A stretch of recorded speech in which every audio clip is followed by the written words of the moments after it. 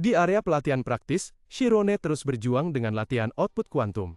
Ia menyadari betapa sulitnya menciptakan foton, mungkin karena wilayah spiritualnya bersifat konvergen, cenderung defensif.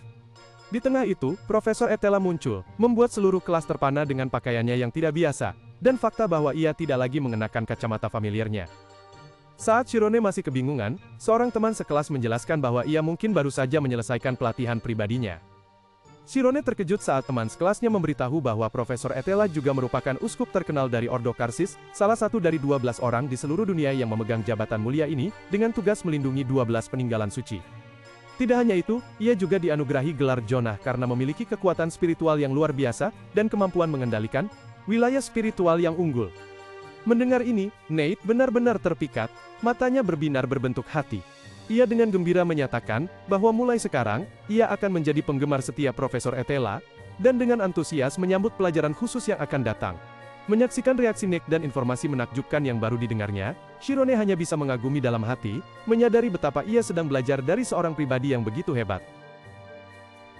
Etela berdiri di depan kelas, mengumumkan tes kecepatan senjata yang akan datang dan menyatakan bahwa mulai sekarang hingga saat itu akan ada sesi praktek.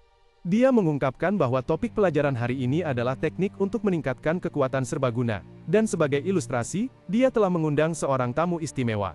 Di tengah bisikan gembira para siswa, Etela memperkenalkan penyihir linguistik Samuel dari tingkat senior.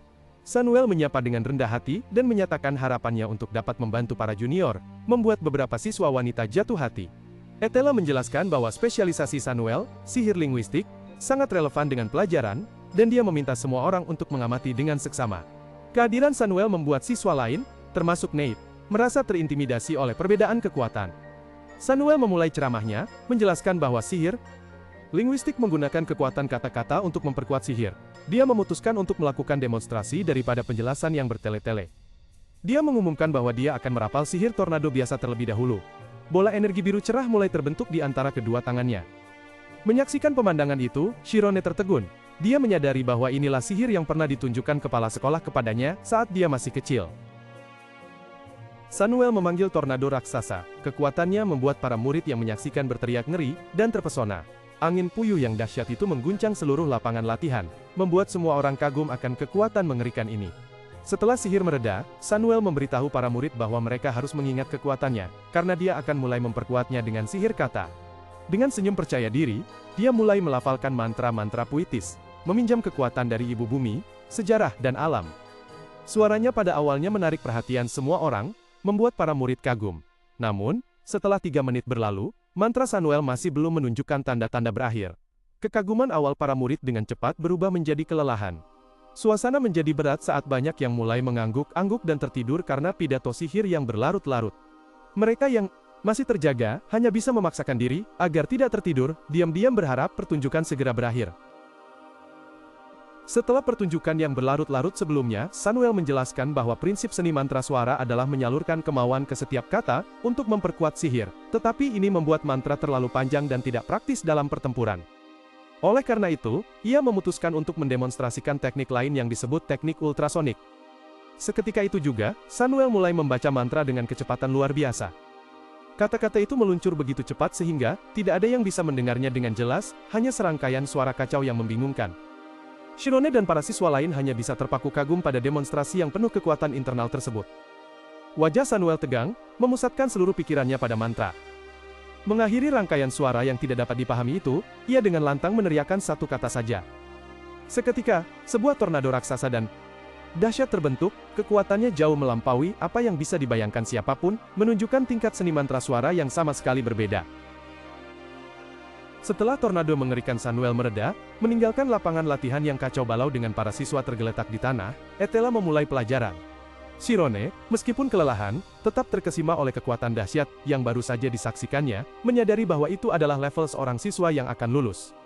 Dia merenungkan bahwa seorang penyihir yang lulus sudah setara dengan penyihir peringkat 10 tidak resmi, dan tidak bisa membayangkan seberapa besar kekuatan Etela yang sebenarnya, seorang penyihir peringkat 6 resmi. Melihat para siswa yang khawatir, Etela meyakinkan bahwa mereka tidak perlu mempelajari linguistik roh, bidang khusus. Sebagai gantinya, dia memperkenalkan teknik baru bernama sekuensialisasi. Dia menjelaskan bahwa ini adalah metode untuk meningkatkan kekuatan serbaguna melalui konsentrasi yang diperoleh dari penghitungan angka. Shirone bertanya dengan rasa ingin tahu, apakah hanya dengan menghitung angka seseorang bisa menjadi kuat. Etela menjelaskan lebih lanjut bahwa angka-angka mengikuti prinsip dasar, sehingga memiliki kompatibilitas tinggi dengan zona roh. Serupa dengan linguistik roh, penting untuk memberikan makna pada angka-angka tersebut, bukan hanya sekadar menghitung.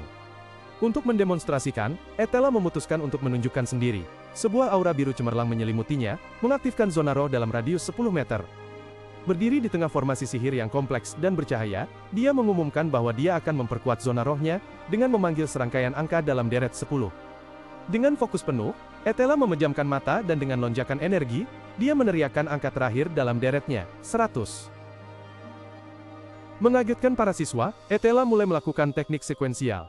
Saat ia mulai menghitung, area rohnya segera menunjukkan tanda-tanda ekspansi, membuat para siswa heboh.